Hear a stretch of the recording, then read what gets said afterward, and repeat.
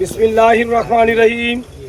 উপস্থিত সাংবাদিক বন্ধুগণ, আসসালামু আলাইকুম। আজ আমরা এক বিশেষ সংকটের কথা আপনাদের মাধ্যমে দেশবাসী ও প্রশাসনের কাছে তুলে ধরতে সমবেত হয়েছি। এর মালিকানাধীন এই জমিগুলো মূলত এক ফসলীয়। বছরে প্রায় 7 মাস এই জমিগুলো জলাবদ্ধ অবস্থায় পড়ে থাকে, ফলে আমরা কাঙ্ক্ষিত ফসল পাই না। বর্তমানে সরকারের খাদ্য ও আমিষ নিরাপত্তা নিশ্চিত করার যে লক্ষ্য, তার সাথে একাত্মতা পোষণ করে আমরা সকলে জমির মালিকগণ এবং বর্গা চাষিরা মিলে একটা উদ্যোগ গ্রহণ করি।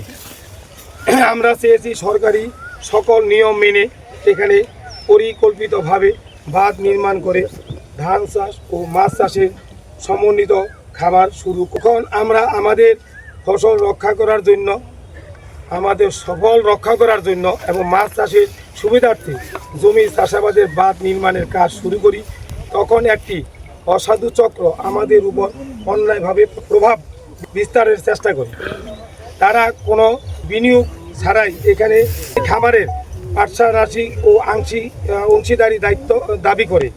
আমরা তাদের এই অনৈতিক ও প্রস্তাবের রাজি না হওয়ায় তারা ক্ষিপ্ত হয়ে ওঠে।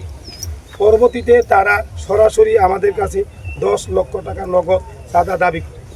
তারা হুমকি দেয় যে এই টাকা না দিলে এখানে কোনো খামার করতে দেওয়া হবে না। টাকা দিতে অস্বীকার করায় ওই ত্রুটিটি আমাদের বিরুদ্ধে, ওই চক্রটি আমাদের বিরুদ্ধে ষড়যন্ত্র শুরু করছে।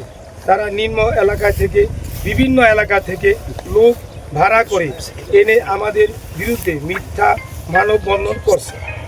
আমরা চ্যালেঞ্জ দিয়ে বলতে পারি, এই মানববন্ধনে অংশ দেওয়া ব্যক্তিদের মধ্যে কোনো জমির মালিক বা প্রকৃত কৃষক ছিল না। মানববন্ধনে অংশ নেওয়ায় ব্যক্তিদের মধ্যে অনেকেই ঢেকু ব্যবসায়ী এবং এই মুহূর্তে তাদের অনেক ঢেকু চলমান। এটি সম্পূর্ণ উদ্দেশ্য প্রণীত এবং আমাদের উন্নয়নমূলক কাজের বাধাগ্রস্ত করার একটা অপপ্রকৌশল মাত্র। আমরা শুধুমাত্র আমাদের নিজেদের মালিকানাধীন জমি বাদ দিচ্ছি।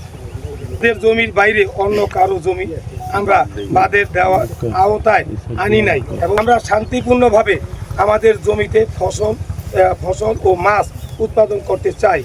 এই অসাধু চক্রের হাতে থেকে আমাদের জমি ও জানমালের নিরাপত্তা নিশ্চিত করার জন্য আমরা স্থানীয় প্রশাসন ও আইন শৃঙ্খলা রক্ষাকারী বাহিনীর হস্তক্ষেপ কামনা করছি। সরকারের সকল নিয়ম মেনে আমরা এই বাঁধ নির্মাণ করছি। আমরা এই বাঁধের ভিতরে যেহেতু এক ফসলি জমিন, আমরা এখন থেকে 2 ফসলের আয়োজন করব। ফসল 2 বলতে একটা হলো মাছ।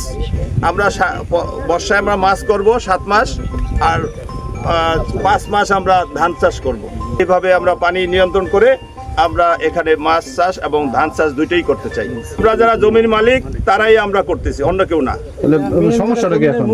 আমাদের এখানে মানববন্ধন করছে, হুমকি ধমকি দিচ্ছে, এভাবে আমাদেরকে বাধাগ্রস্ত করছে বিভিন্নভাবে, যাতে আমরা আপনাদের মাধ্যমে এটা পরিত্রাণ পাই। সেই অনৈতিক প্রস্তাব দিয়েছিল কিনা এটা তো আপনি আমার ভাই বলেই গেছে, আমি আর নতুন করে বলবো না। আচ্ছা, আপনি কোন সময় মাছ চাষ করবেন বছরের, আর কোন সময় ধান চাষ করবেন, এটা একটু ক্লিয়ার করুন। ধান চাষটা, ধানের যে মৌসুম, ওই মৌসুমেই আমরা ধান চাষটা করবো, আর বাকি টাইমটা আমরা মাছের চাষ করবো। আচ্ছা, আমরা কি পরবর্তীতে আসলে এখানে ধানের চাষ দেখতে পাবো?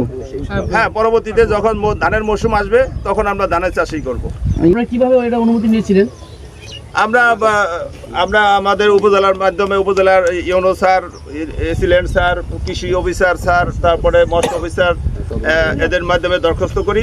তারা সরজমিনে তদন্ত করে দেখছে যে এখানে কিছু অংশ এক ফসলি হয় আর কিছু অংশ একদমই আবাদ হয় না, কিছু অংশ ধান হয় আবার কিছু অংশে একদমই ধান হয় না। যার ফলে ওনারা সরজমিনে দেখে আমাদেরকে এটা সুপারিশ করছে যে আপনারা বাঁধ নির্মাণ করে মাছ চাষ করেন এবং ধানের মৌসুমে ধান চাষ করেন। আপনারা কি কোনো জোরপূর্বক কারো জমি এরকম? কারো সাথে জোর করি নাই। যদি একজনও বলতে পারে যে আমার এই জমিটা আছে, এটা আমার এই বাঁধের ভিতরে আছে, তাহলে আমরা এই বাঁধই দিব না এবং এই মাছও ছাড়বো না। জেলা প্রশাসনের সামনে সাবেক ইউনিয়ন পরিষদের চেয়ারম্যান কামরুল হাসান ভুট্টু মজুমদার তিনি মানববন্ধন করেছেন। সেখানে দেখা যাচ্ছে যে আপনার বিরুদ্ধে অভিযোগটা করা হয়েছিল যে আপনি এখানে জোরপূর্বকভাবে কৃষকদের জমি দখল করতেছিলেন। বট্টু মজুমদার সাহেব আমার বড় ভাই, সে কেন যে এটা করতেছে আমি জানি না। এটা উদ্দেশ্যপ্রণীত ভাবেই করতে পারে, কারণ তার বিরুদ্ধে আমার কোনো অভিযোগ নাই। এক সাইড ছিল, ওই সাইডে ধান আছে, ধান দেখাচ্ছে আর নিবো জমি নেয় নাই। আর ওই আমার মাঝি ভাই আইছে, হ্যাঁ ওই জমি আমাকে মধ্যে পড়ে গেছে, আমরা দিয়ে দিছি। মাছ চাষ করুক, ধান চাষ করে দিয়ে আমি ভুল করছি। 1 নম্বরে চেয়ারম্যান সাহেব ভালো লোক ছিল, অনেক বছরই চেয়ারম্যানই করছে। আমার মাথা কোনো গরম, আমার সময় উঠছিল না, আমি ভুল করে আড়াইছি। আমি এর ছেলেও ভালো, হেও ভালো ছিল, চলে গেছে দুনিয়াতে, অনেক বছর চেয়ারম্যান করছে।